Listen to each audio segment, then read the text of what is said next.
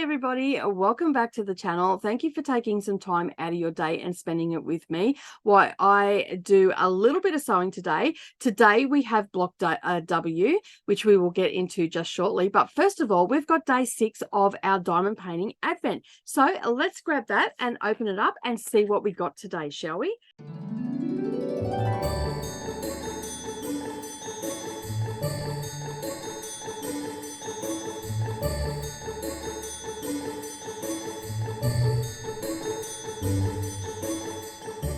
So if you haven't been around for the last couple of days, that's okay. We have a playlist down below where you can watch the previous videos. And of course, all of my Advent videos will be going into that playlist over the course of the next 24 days. I was supposed to have a cross stitch one arriving, but that is just not going to get to me in time, so I will just open that up when it comes and I will do it as a haul video. If it comes before the end of the month, I'll do that with my whip parade. Other than that, it will be just whenever it comes, because you know it's not going to get sent out. It's going to take a few weeks because it's coming from the United States, so I'm not expecting it until January at this point, or very late December. But anyway, as I said, we're here for block W and opening up a day 6 of the Add More Zest diamond painting one. This is the first time I've got this one and it's super exciting. I'm having a lot of fun. All right, let's open it up and see what we got today before we get into making our block for the A to Z quilt block challenge. All right, and I do apologize for the rustling. I don't know what this is. Oh, very nice. This, I'll put that down because it's making the camera focus. So this, what this is, it is a sticky pad, like a silicone sticky pad. I guess it feels like, well, it sort of feels like a sticky pad, but I guess you could use this as sticky on both sides, so you could use this as an ornament. So I'm guessing we're going to get a few little extra bits and pieces to turn this into some sort of decoration. So it is sticky and tacky on both sides, so it's like a glue on either side. Although I don't know, maybe you could use it to hold stuff down. I don't know. I've never seen anything like this before, so I'm guessing that you can make something with it. We'll have to keep opening up the Advent and see. When we get to the end of Advent, I will recap everything that we've got. I've got a diamond painting finish coming, finishing like whip parade on the 28th of December. So we will recap what a lot of these are, because I don't want to go in and ask questions in case people haven't got theirs yet, or they haven't opened them yet, or they're waiting till Christmas. So I don't want to spoil it for anybody in the groups or anything like that. But I will find out what this is and we'll do a recap, and then we'll know by the 28th.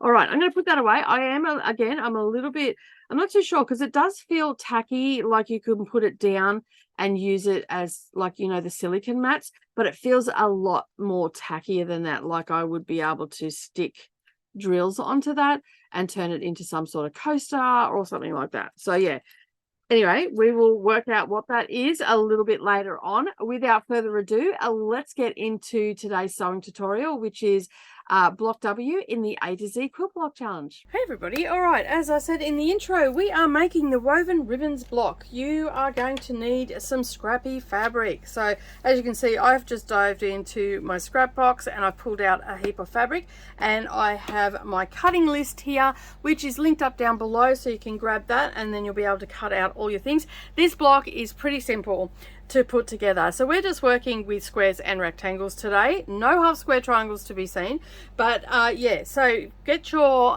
cutting list, cut out your fabrics, and we'll get into making our block. So as you can see, we have 4 colored fabrics here and a background fabric, and we have 4 strips in each color and 4 squares in each color, and then we have 4 background white fabric. Okay, so basically this is going to be super easy to go together. It's going to be a quick and easy block to do, and it is really good for chain piecing. So I have my sewing machine set up, and of course you're going to need your general sewing supplies, but if you've been around for a while, you already know that. For this particular one, you're just going to need a ruler and a rotary cutter and some pins, and that is it. Nothing else. We don't need anything else. All right, so as I said, I have cut out all mine, and the first part that we're going to do is create our little 2 patches, and all we're going to do with those is place our fabrics right sides together You can use a pin if you like, but you don't need to. And we are just going to use a 1/4 inch seam allowance. I'm going to start with the needle in the down position, but before I sew, I'm going to place all of my squares together. And we're just going to sew these together, and then we'll press our seams open, and then we'll add our rectangles on, and before you know it, you will have a wonderful block ready to go. And this block is a really quick and easy block to put together for a quilt, just using it as the one block.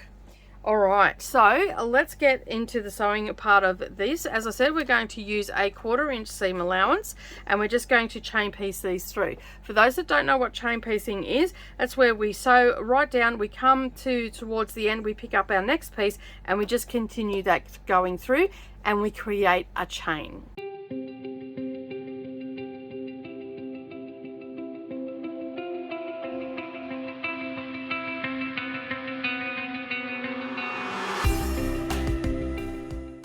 Okay, so once that's done, we'll bring this up and we'll just grab our thread snips, and we're going to snip these apart. Then we'll head over to the iron and we press these open. Okay, and this block here is actually a pretty good block to finger press as well, so you don't even necessarily have to go over to the sewing machine. You can see there, just by finger pressing, that seam is going, sorry, rather, you don't need to go over to the iron. You just need to finger press it open, and that it will stay there, and then we can add the next piece on.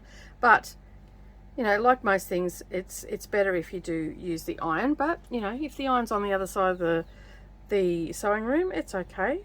We could just finger press those open, and you can see they do stay open. It's just a little bit more fiddlier at the machine if you don't press it. Okay, and then as I said, we'll just put the iron onto that, and that's going to give us a nice flat seam to work with.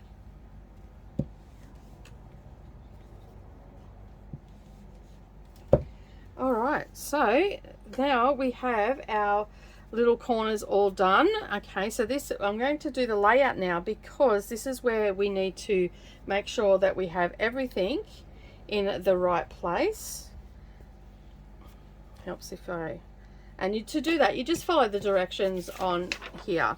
Okay, this is a good little diagram for your layout, and then you've got everything where it needs to go.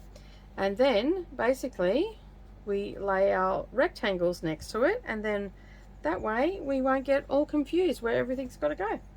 And essentially what it looks like is a woven, like they're weaving in underneath each other. All right, so next we're just going to add these pieces to one another. I like to have, when I sew these on, I like to have the rectangle with no seam underneath, so I can see what's happening on the top with the seam and making sure that they're laying flat, because we are going to press our seams open again to make sure everything's nice and flat. I also have the needle in the down position when we're sewing.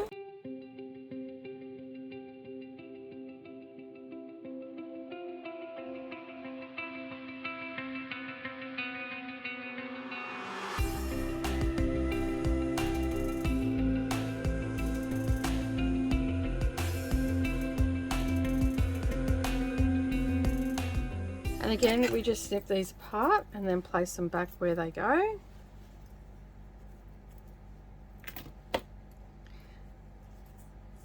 Get rid of any long threads that you might have.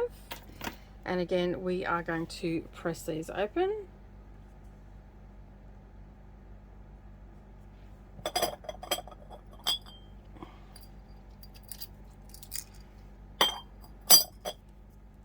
Sometimes using your purple thing, it really helps to get those open, just to start them. And that's why I like to finger press them too, because then I don't have to deal with it at the ironing board. It's just a quick way of getting everything laying nice and flat, and it makes the ironing process just that little bit quicker as well. How quick that is going together.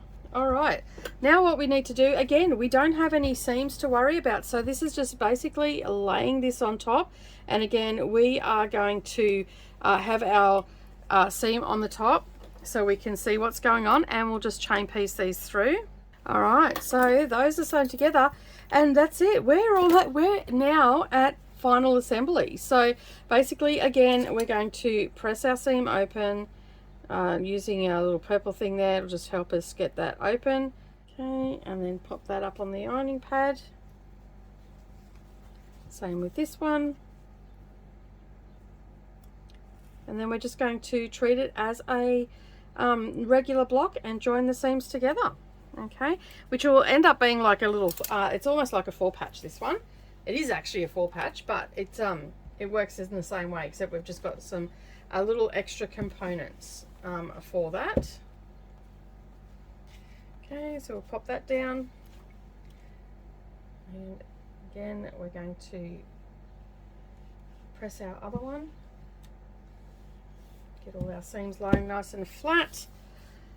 And now we are ready to line this all up, and this is where our fork pins are going to come in, because the only seam that we have to worry about is right in the center. All right, so laying that on top of one another, we are going to line up our seams. We're going to grab one fork pin and we're going to line up our raw edges as well. Okay, making sure everything is lining up.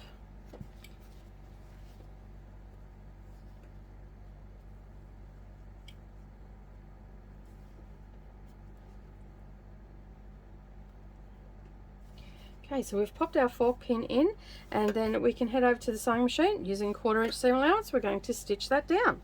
Okay, so there we go. That is our block all done. That is the woven ribbons, and as you can see, it looks like it's weaving through and the yellow fabric is on top.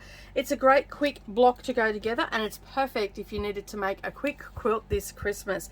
All right, that is it from me today. Have a wonderful day, everybody, and as always, don't forget to give this video a thumbs up. Maybe share this block across the socials with your friends, and if you're new here, don't forget to hit that subscribe button and the little bell icon beside it, and then that way you're not going to miss out on any future posts. And if you're looking for more great content from Darvanalee Designs, make sure you check out our Patreon, and that is on the end cards and also listed up down below. But as I said, that's it from me today. Have a wonderful day, everybody, and I'll see you in the next video. Bye for now.